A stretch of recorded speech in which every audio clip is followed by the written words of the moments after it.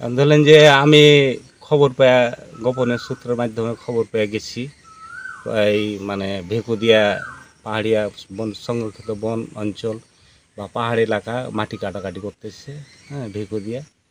আমি নিষেধ যাওয়ার পরই এই চেয়ারম্যান সাহেব আছে, চেয়ারম্যান এসে আমাকে তো মাথা মোটা এটা সেটা করে গালি দেয়, বিট অফিসারে গালি দেয়, রেঞ্জ অফিসারে গালি দেয় এবং রাস্তা দিয়ে আমাদেরকে চলতে দেবে না।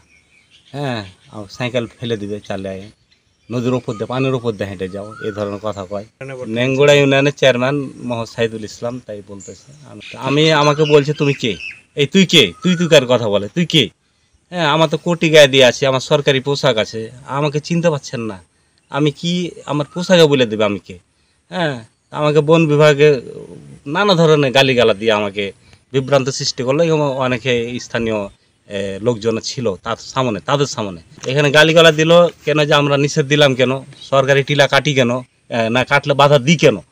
এখানে গাছ প্রায় 20-25টা মতন উপড়িয়ে ফেলেছে ভেকু দ্বারা। পাহাড় তো কেটে ফেলছে, পাহাড় কেটেছে।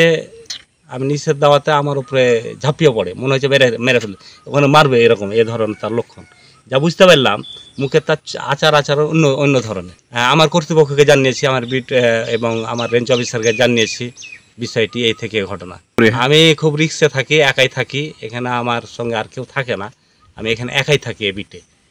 হ্যাঁ, এই গভীর জঙ্গলের ভিতরে একাই থাকা আমার পক্ষে খুব কষ্ট। হ্যাঁ, গাছ তারপর আমি বসে থাকি না, সর্বক্ষণিক সব সময় আমি বনের ব্যাপারে মানে পাহাড়ি অঞ্চল এবং সরকারি সম্পদ রক্ষা করার জন্য আমি ঝাঁপিয়ে পড়ি। হ্যাঁ, আমি থাকি না, স্থির বসে থাকতে পারি না, যখনই খবর পাই তখন আমি দৌড়ের উপরে যাই।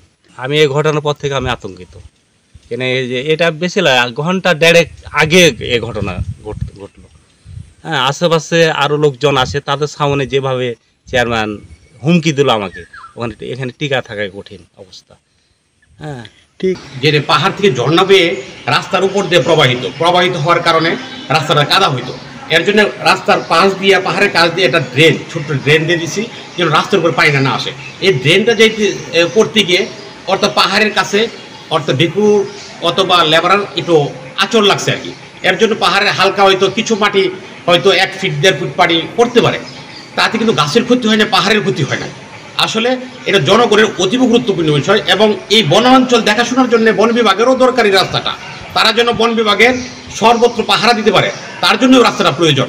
আর নহলে যাতায়াতের জন্য তাদের খুব কষ্ট হয়। আসলে এটা সবারই জন্য প্রয়োজন রাস্তাটা, তার জন্যে অতীব গুরুত্বপূর্ণ। আর যেটা ওই যে গাছ পড়ছে বলছেন, এটা আসলে এই রাস্তার কাটাতে গাছ না, এই কিছুদিন আগে জ্বর হয়েছে, জ্বরে ভেঙে পড়েছে এই গাছগুলি। আপনারা যে গাছগুলি তুলে নিয়ে আসছেন, এটা জ্বরে ভেঙে পড়েছে এই গাছগুলি। আচ্ছা, এখানে এই যে না, আসলে কোনো খারাপ আচরণ করা হয় নাই, উনি হয়তো মিথ্যা বলেছেন, বিষয়টা অতীব মিথ্যা। আমি বলছি ভাই, এই রাস্তাটা আপনাদেরও দরকার, আমাদের জনগণেরও দরকার। ওনাকে বলছেন নদী দিয়ে চলাচল করতে, এই রাস্তাতে না আসার জন্য। না, অর্থাৎ উনি বলতেছে আমাদের রাস্তার প্রয়োজন নাই, আমি বলতেছে এই বন বিভাগের ভিতর দিয়ে রাস্তা করা যাবে না। এই রাস্তাটা তো আজকে নতুন নয়, এই রাস্তাটা আজকে 50 বছর পূর্বে থেকে রাস্তাটা, এটা আমি যে আজকে নতুন করতেছি, নতুন নির্মাণ করছি, এটা আমি সংস্কার করতেছি রাস্তাটা। আসলে আমি রাস্তা করাতে চোরাকারবারি বেড়ে যাবে, চোরাকারবারি হইলে এই জঙ্গলদের ভিতর দেওয়া হবে, পাকা রাস্তার ভিতর দেওয়া হয়, এটা তো আমরা নিয়ন্ত্রণ করতে হবে, আমরা এটা প্রতিরোধ করতে হবে। আপনারা সাংবাদিকরা মিলে, আমরা সবাই মিলে এটা প্রতিরোধ করব, এখানে যেন সুন্দর একটা পরিবেশ হয় এবং এই আমরা সবাই নিয়ন্ত্রণে এবং সুন্দর একটা পরিবেশে থাকতে পারি। কিন্তু কাঁঠালবাড়িটা তো চোরাকারবারি হিসেবে একটা জায়গা, স্বর্গরাজ্য হিসেবে ছিল, এটা তো জানেন। ছিল, এটা আওয়ামী লীগ আমলে এটা স্বর্গরাজ্য হিসেবে ছিল, ওনারা ছত্র সাহিত্য হইতো, কিন্তু এটা আমরা বিএনপি যারা করি এটা হইতে দিব না, আর কখনো হবে না। আর যে গাছ কাটা বা পাহাড় কাটার বিষয়টা, এটা আমার জানা নেই, এটা আমি এখনই জানলাম। আর বন কর্মকর্তা আমাকে এই বিষয়ে কিছু বলেনি, উনি শুধু বলেছে যে রাস্তার কাজ আবার করছে, ওনাকে অবগত না করে। যদি গাছ কেটে থাকে তাহলে এটা ঠিক হয়নি।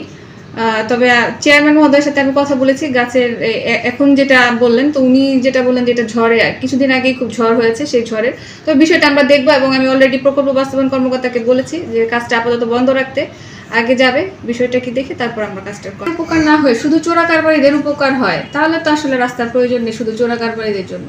এখন ওখানে এলাকার লোকজন তো আছে, ওনাদের যদি প্রয়োজন না থাকে তাহলে আমরা রাস্তাটা দেখবো। এটা উনি আমাকে আজকে জানিয়েছেন, এটা আমরা দেখবো বিষয়টা।